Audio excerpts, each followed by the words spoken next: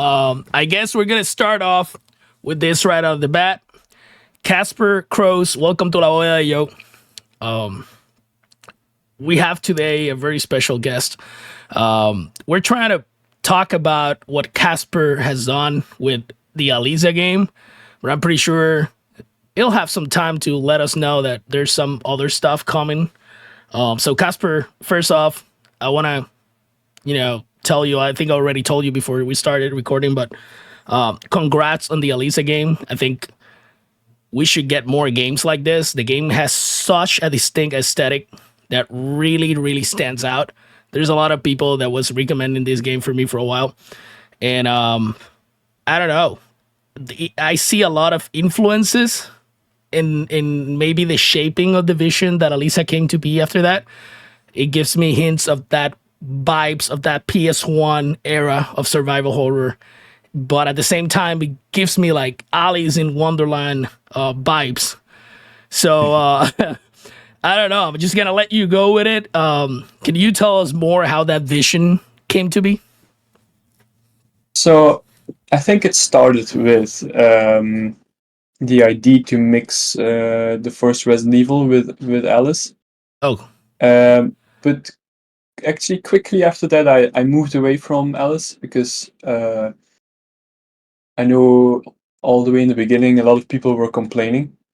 Yeah, it was really very first model I made of Alyssa. I shared it. It was back in the day when I was on Facebook. Already left Facebook. But a lot of people were like, you are copying Alice from MacG and stuff, and yeah. um, I was like, yeah, I'm not gonna do Alice. This is not gonna be an Alice game, and I mean, Alice is not even copyrighted. It's it's No, public it's domain, yeah, so it's a public anyone domain. can do whatever they want. So I think it kind of did because it feels like it feels that kind of like inspiration of Alice in Wonderland, like with also I don't know if I'm being accurate, but it feels like stop motion horror mhm. and classic survival horror, like it all blended in. Like I guess what I'm trying to get is like what motivated you to like try to blend those styles together. It actually came from a conversation with my wife. Well, back when I first met her, my girlfriend, basically. Um, that moment. Um, so it was a long distance relationship because I lived in Belgium and she lived in Japan, and I thought her name is Arisa, Oh, and I was thinking that like does this name come from Alice? I wonder. So this well, eventually it turns out it's not related to each other. The name Alice and Arisa. it was a good thing though. It worked. Yeah. So I kind of like that moment. I was obsessed with the old PS1 Resident Evil games. So I thought like it would be cool to have something like this, and I will make like a 3D model of of you, but like mixed with Alice or something, and like something like this. And then there was a story that grew, and I think yeah. the game's the art direction is striking. I mean, especially with the doll like aesthetic, like it looks great. I think from the enemy designs to the environments, I think Alisa feels handcrafted in a way we don't see often. I don't know if Hmm. you heard that before, but that's how I felt it. I was speaking with the community the other day about it. So let's talk about a little bit about like how did you started out making video games? This is your first video game, or have you been around creating games for a while? So it's my first real commercial game. Was like, yeah, well, definitely. Um, Maybe I made something small before, but it wasn't really anything. to mention. But I actually been into making games since I was like around 8 years old, I think. Like the Wow. moment I got myself a PC, but it was not really like making games, it was more like modding. So I just find a game, and if it has like graphics or stuff that can be changed, then I start changing graphics Yeah. and turn it into my own game. Um, I was the youngest of my family. I have quite a lot of siblings, and my brothers were really like they find all this kind of like games and stuff, and so I had a lot of help from them too It's a, to it, it, to it's understand. it's great that you're mentioning that because one of the things that I was talking the other day with some other guy about, we're talking about game development and whatnot, and he asked me actually how do I started streaming and whatnot. And I basically told him the same story that I told you before we started recording, but then it hit me like I used to play with my brother watching me all the time. And he was just sitting there in the bed while I was playing these super hard ass games like Resident Evil, Silent Hill 1. And you're going in circles, try, fail, repeat a million times just to get a puzzle done. And we would celebrate. He would jump in the bed, and then sometimes we didn't have memory cards, so we just needed to have the PlayStation on. And it was this feeling of like he was there watching me, and they gave me like the gas to keep going. So when I stream, I feel like that number of people watching, I feel like they're with me in the room. Mhm. So to have that support, and for my brother back then, I don't know if he knows it. If he doesn't know it, now you know it. But that's one of the things. So it's great just to hear from you how that family component came into play too. It's Yeah. great. It's great. So So yeah. yeah, go ahead. Um, well, the thing is that I came so late into the real game development because um, I didn't know how to do programming. So basically, Alyssa is the first time I did programming. Wow. Um, because I was like waiting for a programmer to come to help me Hmm. to join the project. Yeah. And but if as a developer you don't have anything to show to people, then they will not be interested. Right. Then you're just like one of those ID guys who, I have this game ID and I need people to make it for me. It's not gonna work. Yeah.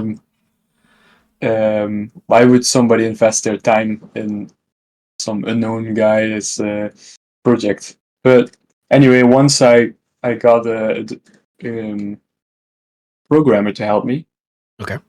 um, but he had some difficulty with a certain feature, and I was I kind of knew how to read code, so I was like, okay, I'm just gonna try this myself. I'm just gonna try to program this and see if I can do it. And then I did it, and then Churn and out. then it just it became like I kind of like found how to get this mindset of how to approach coding, and then I basically became programmer. So you Uh, you learn by yourself coding while making the game at the same time. yes, so actually art was something I already had, a skill I already had. Um, yeah, so the programming was all just constantly going back and forth, like how do I write this, and like I get stuck, and then I just look up in forums or something to like, or function names, and try to mix them until it works. And it's like how Wow, I learned how to code. that's pretty impressive because it's I have a kid who's it's entering his teenage years now. Hmm. I am autistic. Yeah. He's autistic, and we Well, shared a me lot. too, probably. So we share well, after playing Alisa, there's a high probability. So there's my kid, it's into programming, and he wants to, he wants to get into game development when when he's older and whatnot. So I decided one day, I'm saying, hey, you know what, you don't need to get older, you just need a computer. So Mhm. we gather, we save some money for a year, and then one of my friends that actually he does another podcast with me, Neuropicante. He called me and said, "Hey Joe, I have a computer I'm gonna sell." He's a 3D programmer, and Mhm. it's for you and the kid. He's interested in this, so I'm gonna just make you an offer you can't refuse. And he's like, I couldn't say no. And I'm like, yeah, let's get the computer. So the computer got here, mounted, and then as soon as man, Casper, I swear, like I turned around and within 3 days he had Unreal Engine installed in the computer. He was playing with Unity. He was, because he's always this kid that, for example, he bought the new Halo, right? He's not playing the campaign. He's in the maps, creating his own levels, and Mhm. and he's very, very, very into that, and he is learning by himself. And as much as I want to, I'm good creating stories. Like I have a lot of notebooks of good stories that I could, Mhm. it can be turned into games and stuff. But I have sit it down million times try to learn how to do games, and was the man, this is not for me. Mhm. So all of a sudden he's doing it. He's making it happen. He wants me to help him, choose the correct classes, and what college he thinking he's gonna go, and this and that. So it's great to hear from you that you learn by yourself. I'm sure that when he sees this, because he's always seeing my videos and stuff, he's gonna be super happy to learn about that because he loved the game. By the way, Mm. That's so nice. yeah, it's. I know you get this a lot probably, but it is a good game. I think it's you managed to create a survival horror game that has a lot of nostalgia and calls out a lot of that PS1 era, Mhm. but at the same time, it feels fresh. There's a lot into it, especially the environment, and I don't know. I think it has this dreamlike, almost theatrical quality to its story, and the dialogue. And I wanted to talk to you about a little bit about the dialogue because I don't know what is it about, but when Alisa talks, I just shut up. Like that voice and the accent and how things are. Of course, it calls out for Alice, but at the same time, it's like I want to listen more. I want to know more about this story, and that for me, it's super important in a video game because it's like how it catches you. Mhm. So this is, I'm curious a lot. How did you approach the storytelling in a way that even though it is not like the traditional survival horror theme, it fits in the retro horror roots perfectly? So there's a lot of aspects I can talk about actually for this approach. But the thing I did. Um, so the storytelling is more like how how Dark Souls tells a story. Like you can play Dark Souls from start to finish and be like, I don't know what I played. Yeah, I have no idea what happened. Who am I even? yeah, uh, and that's actually the part of the story because the stories are happening around you. If you're not interested in the stories around you, then you will just go through it. Um, and it's also kind of what's happening in Alyssa, that you you don't know this world, and you just go through it, but there is a lot of like environmental storytelling. yeah, So if you really want to know what happened, then you have to like dig deep um, into the notes, even though the notes are extremely short. Hmm? That's actually because I don't like reading since I was a kid. I was bad at reading, so I wanted to have like the lowest amount of words that you don't get bored of reading notes. Yeah. Because sometimes I play a horror game and I get this Yeah, those survival almost horror games are. like a whole book or something, and I'm like, I'm not gonna read all of that. Yep. um, yeah, it's I know some people like reading, but Yeah, actually, it's not for me. So I make it as low amount as possible, um, and also the dialogues in Alyssa are very short. yes. What people say is very short. That's something. It's something I learned from as a kid. I was a huge Halo fan, Bungie Halo. Yeah. I don't like the new Halo so much, um, but how they did dialogues was they only say something that is important. Yeah. Sure. No, no nonsense.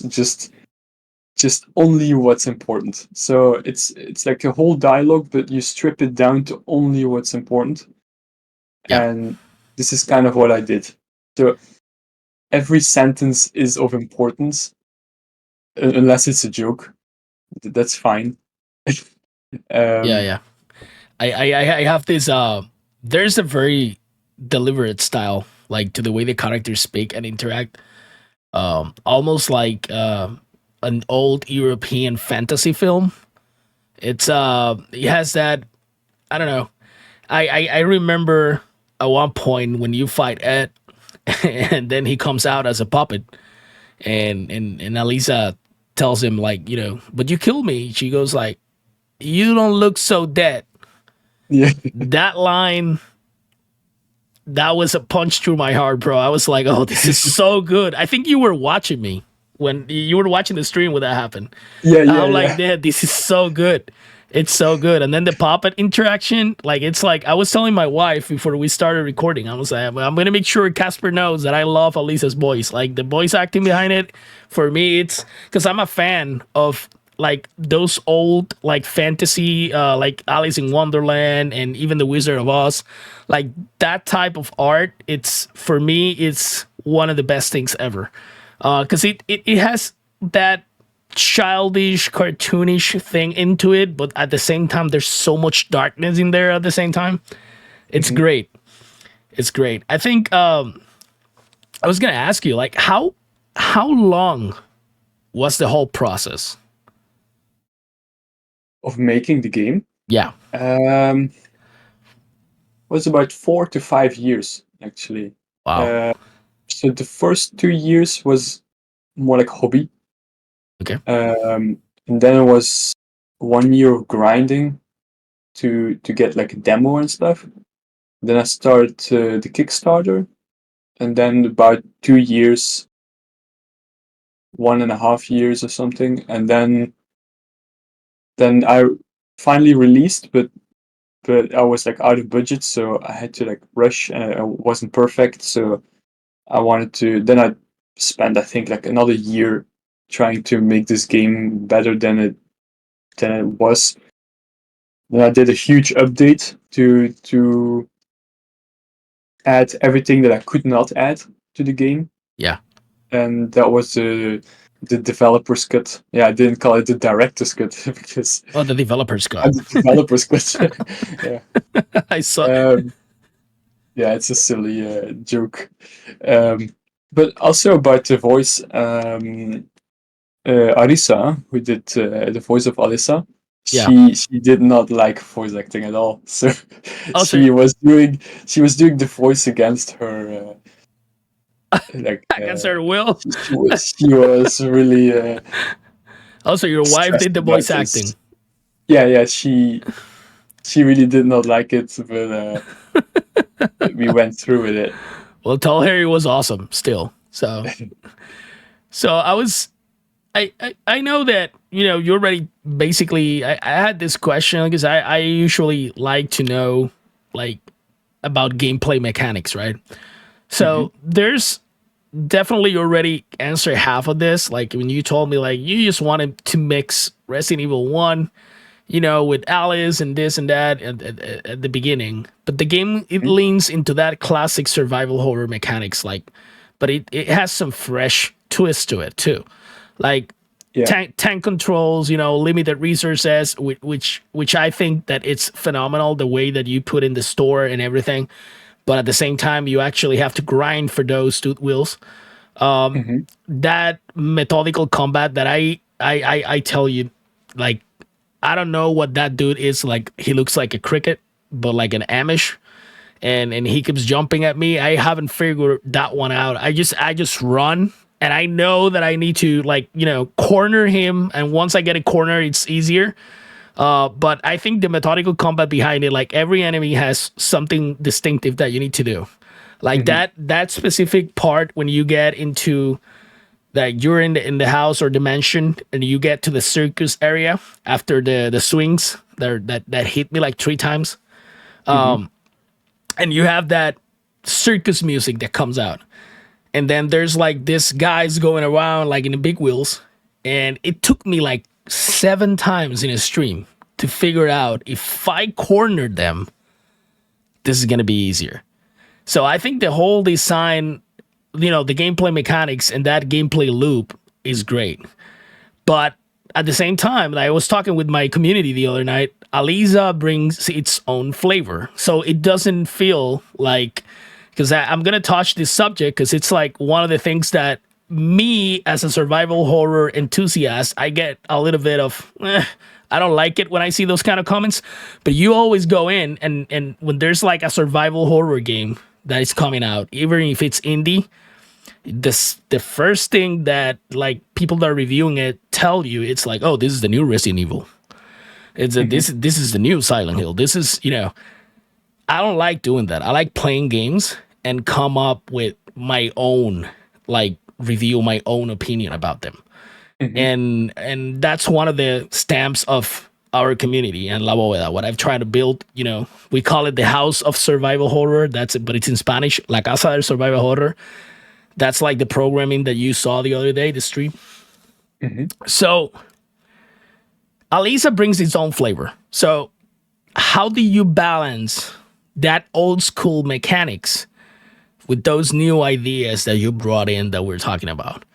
Like, how did that came, like, to be? Was like you playing back and forth with it, or do you had it already in mind, or just pop out of the blue when you're making the game?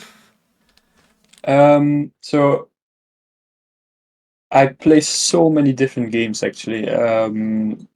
Like I grew up with mostly FPS, Okay, old DOS FPS, like Doom and Duke Nukem 3D, awesome. um, and I also like strategy and all kinds of games. So I really mix many things. So sometimes, because just started out programming, an inventory system that was way too difficult. So I thought, what if I just like avoid avoid having to program all of this, like just like the classic classic survival horror games. Like, what if I just make something like a loadout system? Because I was playing the moment I was playing a lot of Call of Duty Infinite Warfare, Oh yeah. Hmm. and it had the of course Call of Duty with its loadout systems. So I thought, what if I do this too? You can bring two weapons, Yeah. and one thing changes like your stats or something, like a perk, which is your dress. Yeah. Um, and this way, I could do something original. Yeah. So, and it also adds to the fact that it's a little bit of a Souls-like, because at that moment I was also playing a lot of Bloodborne, Hmm. and it's also like Victorian Gothic. Uh, so these tooth wheels are a little bit like the souls that you collect, and then you make your character build with your armor and your weapons, and it all works different.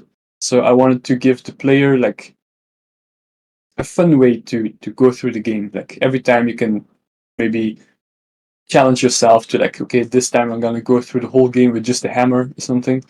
Yeah. Um, By the way, so the hammer's great. so yeah, so I wanted to combine many different games, and the next game is also going to be like that. It's not going to be anything like any survival horror game. It's completely different. That's good to hear. We need fresh stuff because most survival horror games have that weapon and item upgrades, but at least a stress system is both cosmetic and functional. And that for me Yeah, was great. It was great. So it's now that you mention it, it kind of I can see the inspiration for the Souls type game. It makes yeah, total it makes total sense. That's great. You just blew my mind right now. I was like you were talking. I was like, oh shit, yeah, I can see it. I can see it now. So you mentioned the Kickstarter. That's the name, right? mhm, yeah, So I know for a fact because I've been following a bunch of devs. You know, once you love survival horror, and we're talking about this like AAA games of survival horrors, like you have to wait a lot of time, and that's how I started playing indie games, and now that's my main. That's what mainly I play, like mhm. indie survival horror games or horror games that have tank controls. Like I'm a fool for that. And I know that the journey on Kickstarter can be intense, especially when you're doing a passion project. Mhm. So crowdfunding can be unpredictable, and a lot of indie devs struggle a lot with it. So, what do you learn from the experience, and is there anything that you would do differently for the next games? Well, Palessa made enough money to fund any project um, for the future It's great. because I still live the same as I used to live. So I used to be quite poor, and I, I I could survive with a low amount of money. So I'm still kind of have that mindset. So like when I see something and it's like say like 20 euro or something, Yeah. like a game and it's 20 euro, I'm like, oh no, it's way too expensive. But I can afford this. But Yeah, I'm like that but too, man. I'm like that too. You have to go in a budget. You know what I mean? You have fun. mhm, Have fun with what you have. That's my motto. yeah. Yeah, That's otherwise you get overwhelmed by all these things. so you're If you you're can afford anything. you're currently working on a new game that it's it's based on Alice's universe, we may say. Yeah. Can, So it's like the main character will be Jean, so the French guy oh, who. So the moment you basically split up when he swallowed his toothpick, so there you split in the forest. yeah. Um, so this is kind of where the game starts. So and the game ends where Alyssa ends. So Yeah. it's the whole game, but like the ground side. Okay. So this is what's happening on top, basically. Yeah. Great. I think that's good. I like it. I see where this is going, and I like it. So So normally it was going to be a DLC, um, but the base of Alyssa, it was also made in a very old Unity engine, and the base of the game was very awfully programmed because it was my first programming work, so it was super buggy. Um, and so I wanted to redo everything, so reprogram everything to have like a fresh, clean base. So I turn it into a standalone game because if I want to make a DLC, I have to use all my old code. yeah, So this time it's all fresh and it's better as a standalone game, and people can buy it separately. They don't have to buy Alyssa. So if you, for example, played Alyssa on Steam first, but Yeah, you're like, okay, I want to play the next one maybe on PlayStation, then you can do that. There's no connection between them, and like you have to have both games or something. that sounds super interesting, man. So I had a I think I'm gonna go back a little bit to the game design for a minute, the approach on the game's world. I did, we did mention that that part of the circus, we did mention that it has like this strange dreamlike locations and settings. Hmm.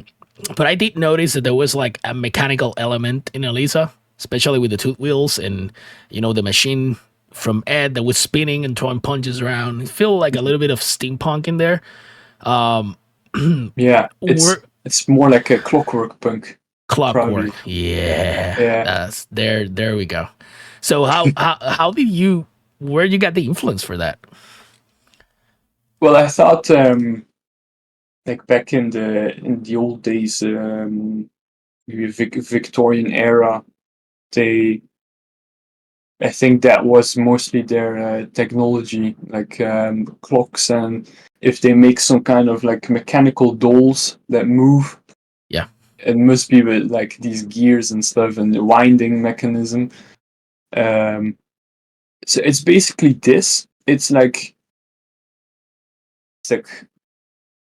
the yeah, like gears and winding systems, all like over the top or something. there's something about them though, because it's if you like Silent Hill, there has Hmm. a lot of mechanical, but it's like more of like factory setting. Hmm. Um, for me as a kid growing up, Silent Hill is one of the best. Like I don't know, it's one of the best games that I ever played as a kid, especially Silent Hill 2. The one was Yeah, okay. I felt I. a little bit lost on one, running from side to side, don't know what the hell was happening because I was too young. Hmm. You play the game as an adult and it's messed up, and then you play Silent Hill 2 and it's a major messed up. But it was so good, and then you could understand they were telling. I think the beauty behind Silent Hill, especially 2, is that they told us so much without being obvious. And Yeah. I don't know if they knew what they were doing. One of my goals is to ever sit down and have a talk with Masahiro Ito or one of these guys that design that were like into the game design, because it's like I don't know what they were running through their heads. I know we did an autopsia like in the podcast with my friend Capita. We were talking about, we were analyzing because he's a psychologist, and he's a good friend. So we just sit down and try to analyze game. We deep dive, take stories, tear them apart and try to come up with crazy ideas and analyzing stuff just to make more sense of it, I guess. And Hmm. there was so much that we had to do the podcast like in 3 parts. It was there was a lot into it, and I think it's great you using that side, but with the clockwork, because it's so Hmm. fitting because everything is like gothic, and it was just great. So I just moving a little bit forward. Indie horror is thriving, and I was speaking with my community the other day too about it. We had like recently I played games like I don't know Signalis, Tormented Souls, which I Tormented Souls. It was so freaking good. We've seen Daymare. We're talking about how then we found Alisa. Definitely is in that list now. For us, it was great, but the community loves it. Actually, I'm kind of like I'm maybe like 2 streams away because I speak a lot with them while I'm playing, so it takes me a little bit longer. What do you think makes survival horror so timeless? Because what do you think is drawing people back to this style of game? Hmm. I actually don't know. I think anyway, horror is a good genre. I don't know why, but a lot of people are attracted to horror. Yeah, Um, maybe maybe our life is very safe, and we want a little bit of dread. Oh yeah. Humanity wants something. Um, human, yeah, it's part of the instinct, I guess. I Yeah, don't know. it is. I mean, we spent I don't know, maybe 6 different videos of an hour and 20 minutes trying to come up with ideas and why survival horror was so successful. And basically what we agreed on was that, survival horror just takes terror, builds it up, and makes it explode in horror later. And when you look at those great classics, when you go back, you can have like maybe 10 rooms, 10 doors in one hallway. And you Mhm. open 10 doors and there was only one enemy on one of those doors. But every single room had something that was building up that you knew something was coming. Mhm. And there's something in playing with those primal instincts, like, the fear of the unknown, the, fear of the dark, the fear of being chased, of feeling helpless. Like that's why I think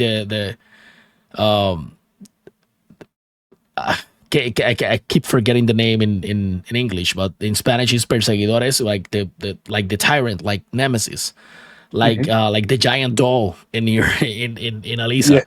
They keep coming and chasing you. It's like even if it doesn't look creepy, there's something big and unknown. You don't know why it's floating. It's coming after you. So your instant reaction is like, you saw me. It's like, it's coming. Run. It's like, and I think there's something great about it because it's like playing with that primal instinct of fear Mhm. of any kind. And then you have that survival horror, and then you have psychological horror, which was, it came to be with Silent Hill. But Yeah. then it's everything that it's unsettling. And I don't know if you're familiar with the imperfect horror of movies like Jacob's Ladder, Hellraiser. It was Mm, those kind of I haven't watched those actually. man. It's Yeah, it's a it's must. Like you need to. It's they're it's so good. it's actually um when I was young, I was quite into gore stuff, Yeah, but then at a certain point in my life, I was like, oh, I don't want to see any gore anymore, any blood, and that's actually also the moment that I made Alyssa, yeah. and you can see that Alyssa has zero blood, Oh yeah. and And all topics aside, I think that's what made it great. yeah, it's also make it a bit like uncanny somehow Yeah. because like what if you're also a doll? What if Alyssa is also already a doll and Yeah. There you go. there's yeah. It's And actually, this idea comes from the um, classic Alone in the Dark, which I grew up with. Actually, I played that one before Resident Evil games. So the 1992 yeah. Alone in the Dark. Alone in Um, great. that one was also very, very scary when I was a kid. I think Yeah. I You know, used to play that when I was like 9 or 8 years old, and it's like when you get hit, I think something comes out, but I don't know. I think my PC was like a bit old, yeah. a really old PC, and it looked pink, but I think it was red. But I don't know. It looked like not really like blood coming out, and it made that when you hit something, it makes a really strange like uncanny like a wood Oh or I yeah. don't know what it Yeah. is like something. Yeah, Alone in the Dark. I mean, your work seems to carry a deep appreciation for those classic horror Mhm. games. Um, Alone in the Dark. I'm pretty sure you know the story behind it, but basically, Alone in the Dark was the first game to introduce the tank controls with the 3D environment. Yeah. And Capcom worked first on that Sweet Home game that came out in the Famicom, Hmm. and then Yeah. they try to go back and do something, and they saw that Alone in the Dark tank controls look good, and Resident Evil 1 came to be, and it's I think that part of the success of that first Resident Evil, aside that the game by itself is just a masterpiece, was that cinematic horror intro that, like, it was the first Yeah, time that you actually seeing like a real movie in a yeah, game, people. Yeah. and it captivated you from the beginning, and then you was just laying there in the lobby trying to figure out what the hell was happening, but you didn't know that the whole plot of the game was just thrown at you on the first conversation with everybody.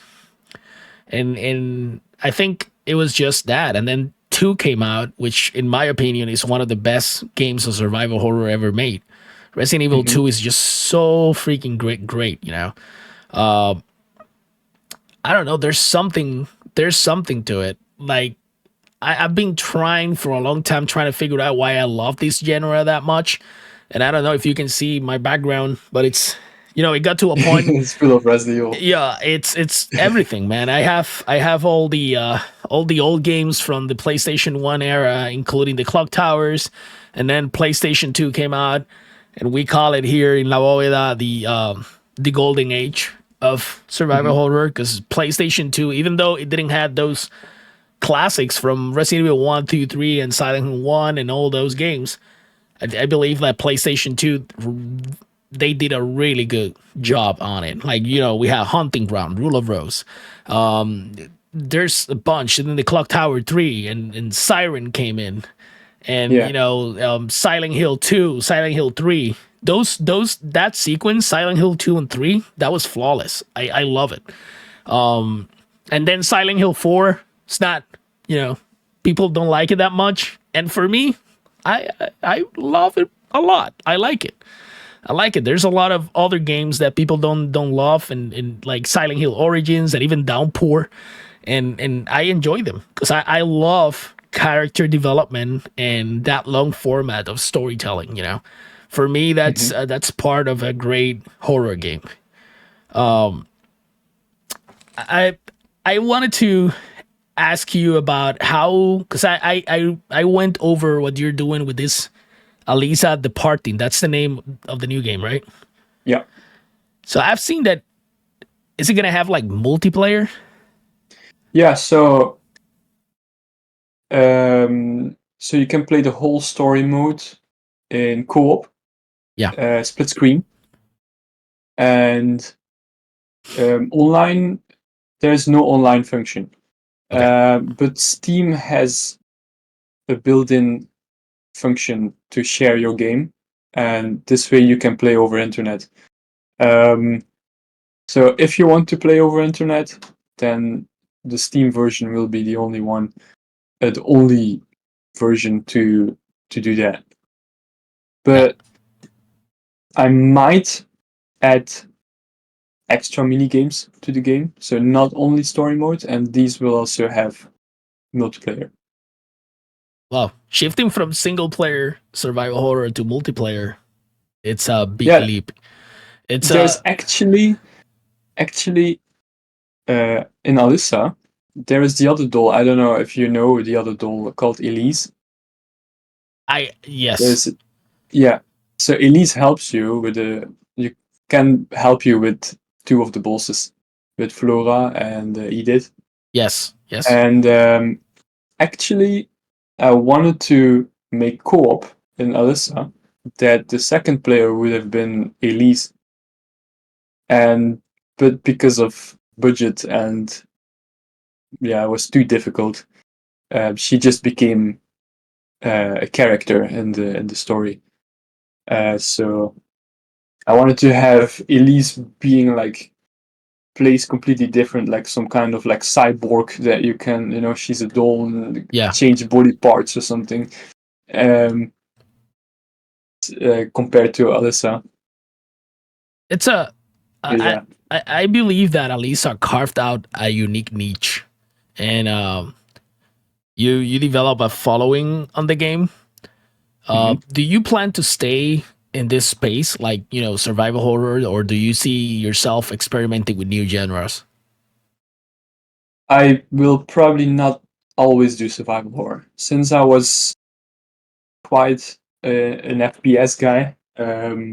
I might make some first-person shooters, Okay. But I like to combine many things, so I will never like make just a shooter or something. Like, I want to make something that is hasn't been seen before, or I want to like combine elements, yeah, to make something unique. How do you envision, Casper Crow games in the near future? Um, I don't know. Uh, Before I'm 40, I'm now 32. Before I'm 40, I want to release 10 games in total. Okay. I'm not sure if I'm gonna reach that, but that's like my goal. Um, and every game, like I said this a couple of times on over the internet, but every game that we make, me and my wife, because she does a lot of co-designing.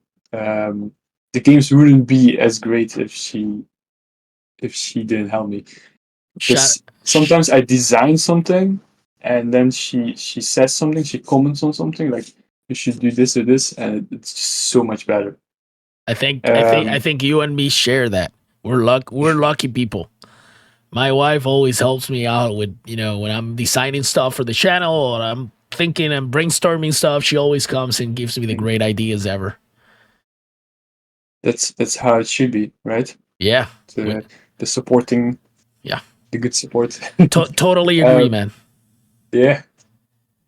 So um, so every game we make should be um, every game we make is actually the same universe. Hmm?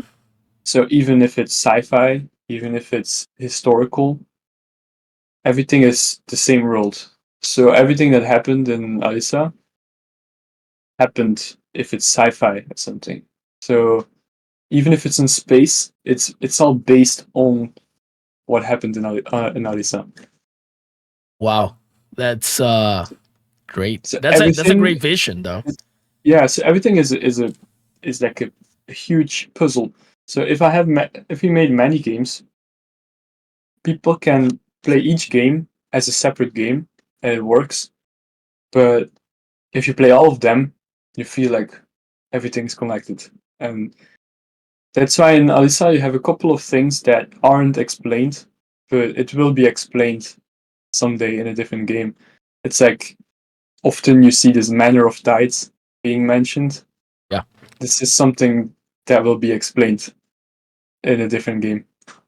It's what's funny about the whole thing. It's like the other day I was I started playing Elisa with the guys online. I was streaming, and it was funny because I didn't realize it until it was finished.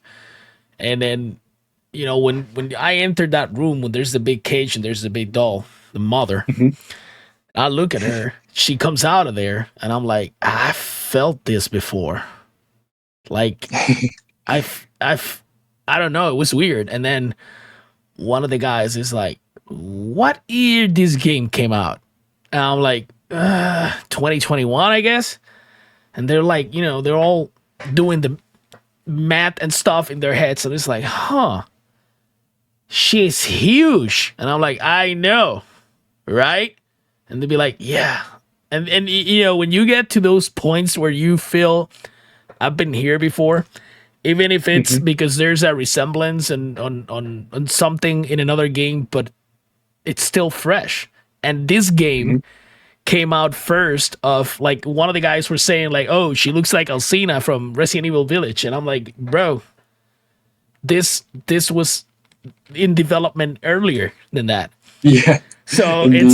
it's great because you're in a good place. You know what I mean? Like Mhm. when developing with your ideas and everything, and that's one of the main things. When I write people that I want to talk with, I've been talking with game developers, not recording for a while now. This is gonna be the second one that is actually gonna be made like available like, on my YouTube channel. Mhm. But I always like to talk about it because it's like as a fan, it's good to see stuff and where everything is moving towards, so you can expect something, especially when indie horror games, because everything moves so fast. Even though, like you're doing like most of this development was you and your wife, right? Mhm. So it's great. So I just want to, once again, thank you a lot for making this. I think one of the guys, Helling, which is one of the oldest guys in the community, and Christian too, Chris Lee, he was saying like we love the game and we will love to see more. Thank you for doing this, Casper. I don't know if you remember, they wrote the comment on it because we need more games like this. Yeah. And it's refreshing, and especially when there's so much lack of authenticity out there. There's a lot of clones, like, Mhm. and I don't want to sound harsh on it, but I don't like that. Like if I go into a game, right, and it feels like it was copy and paste, it's horrible. We were talking the other day about that. I started in a game, and the comments were so negative. I was looking at the comment section, and I even had to stop. I'm like, guys, I'm not doing this anymore. This is not fun. Mhm. This is Yeah. too much alike. This is like, I don't know how they even got to the point that they released this without getting sued. You know what I mean? It's like it's Mhm. just too much. But then you have experiences like Alisa, which is like it gives you that nostalgia. It was influenced, and there's a huge difference between making clones and being influenced by a work. And then all Mhm. of these other elements come into play that we were talking, about the clockwork, about how the story, the voice acting, everything that sounds. And then you enlighten me on why I found the mechanicals and the progression of the game so amusing. And it's like I'm a Souls, I'm a Souls game type. I'm a fan of Oh, that. really? So so now it makes sense to me, because it's like, Mhm. I can change my stats if I wear this and that. So it's all like it's authentic. It's like you're getting your influences, you're growing up playing these games, and now you're making stuff with it. And that's how it should be. And that's, Mhm. from my point of view, that's how great games are made. So I don't know, Casper. I'm gonna ask you, games. What are your Yeah. favorite games from? Give me one PS1 One and PS1 game. My one. favorite PS1 game. Yeah, Ooh, that's gonna be difficult. I know. Because I actually PS1 I got into this really late. I think I was already like 20 years old or something. Um, so it was already a retro system because I mainly grew up with Sega and Xbox. Yeah. Um, because Xbox is kind of um, the continuation of Sega after Dreamcast. Oh yeah, it is. It Um, felt like that. Yeah, like an yeah. extension. Yep. So PS1, I have to think a bit because I played quite a lot of games on PS1.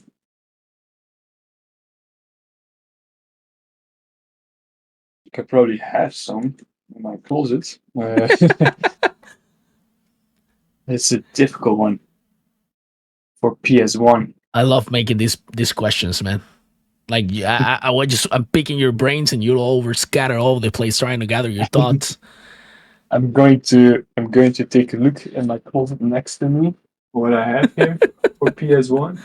Then maybe I get a refresh. See.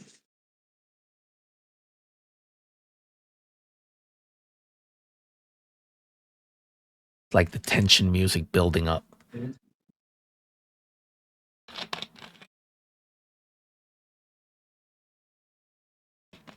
Yeah, I think I'm gonna go with a very typical one. It's just gonna be Resident Evil 1996. That's a great choice. Um, and maybe as a kid, Tony Hawk Pro Skater 2. Oof, great choice too. For Great me, music.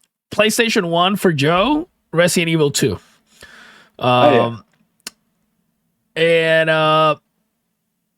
can you give me one favorite current game, and it doesn't have to Current be. game. It doesn't have to be survival horror. Just one game that you enjoyed a lot that is not old, and it doesn't have to be a new one either. Just something that is contemporary. Hmm. That's also a very difficult choice. Oh yeah, there's Um, so much games, bro. I think like well, I started this list of like what games I finished this per month since this year. Yeah. So last month, let's see what I played. Oh yeah, I finished Death Stranding. It seems Oof. last month finally because it came to Xbox. I don't have a PS4 and 5. It's Um, it is a great game. yeah, It is a great and game. but I think the one that stuck the most with me was Deadly Premonition. Deadly Premonition is a great game too. That was because once I started playing this a long time ago, Yeah. I was like, I cannot play this game. This game is so jank. What is going on?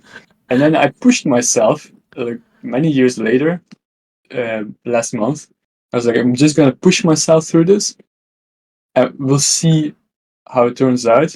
And after the first chapter or something, I was like, okay, this is actually good. This is something special.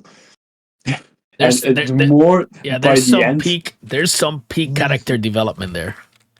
yeah, it's really like by the end of the game, it's like, oh, Yeah. this game is legendary. It's like, you know what I played recently that it really blew my brains off? Alan Wake 2. Oh yeah, I haven't played that one yet. Alan Wake 2 was so good. I'm not gonna spoil it for you, but it was so freaking good. And then Sega Dreamcast, you mentioned the Sega Dreamcast. I have like three Hmm. games that I love from the Dreamcast. One would be Carrier, which is I think it's Oh yeah. right there. And Hmm. Resident Evil Code Veronica and Blue Stinger. Yeah. Oh yeah. I love Blue I'm Stinger. I might want to play Blue Stinger, um, because as a kid, I played. I think it's from the same developers, Illbleed. Oh, Hillbilly is so good. So Yeah. I grew up with this game, and it was so weird. Do you have an idea Like how expensive that game is now? yeah, It's it's quite crazy. expensive. It's like my copy. I have a copy of Rule of Rose and another of Hunting Ground. And I was talking with a friend, and he's like, "Dude, that's like 2K right there." And I'm like, "What are you talking about?" It was like, "Just go in. You don't." And then I went in and I figured out there's a bunch of these games that they turn into cult games, and they just Hmm. like go like the amount of money that people are asking for them is just ridiculous. Like Eternal Darkness from the GameCube. It's Hmm. like maybe like $245 or something like that. And I'm It's like, weird. that's that's too much. Yeah, Hey, it's so weird because like when I started to do like a bit of game collecting, I remember that Haunting Ground was like 20 euro. yeah, And I was like, oh, it's a bit too much, 20 euro, I don't know. And now it's like 10 times. bro, it's ridiculous. I think I that was one of the last ones that I got to buy because the original game that I had it like some I don't know like mold got under it and it messed Hmm. up the data on the disk and it wasn't working and I paid Uh, I don't know. I saved money. The guys in the community helped me out because it's like, guys, I can't play the game anymore. And they're like, we'll help you out. And it was like, we paid like $500 for the disc, just the disc. And I was like, oh my God, I'm not going to do this. And they were like, push the bottom, Joe, push it. I'm like, no, this is too much money. It's like, do it. And we did it. But it is what it is. I'm not doing that anymore. I swear to God, I'm not doing. I'm just putting silica gels on every game that I know that I'm not touching for a long time, mhm. hoping that they don't get damaged. Yeah. Hey Casper, I'm not taking any more time from you, man. Is there anything else you'd like to share with your fans and the gaming community? Any final words for the fans who have supported you and Alisa through this journey? Would you like any further refinements with them? Mm. um, yeah, thanks for the support. Thanks for following me. And I know it's taking really long until I come with something new. It's been many years, but it will come. That's good enough for me, man. Hey, thanks for your time again, guys. Just Yeah. please follow Casper Crows. I'm putting the link to the Steam game down below. If you haven't seen it, we've been playing it in La Bóveda. It's been great. So I'm gonna put in down there the link. I'm gonna put also the link to Casper's X account so you can follow the game development. Guys, thanks for watching. If you made it this far, just remember we have the Patreon down there, patreon.com/c/ljoe. Go there, sub for more content. This is going to go out on YouTube. So if you haven't subscribed, please subscribe. Thank you for being here. And until the next time. Thanks for the talk. Thanks to you for accepting, man. Thank you. Yeah.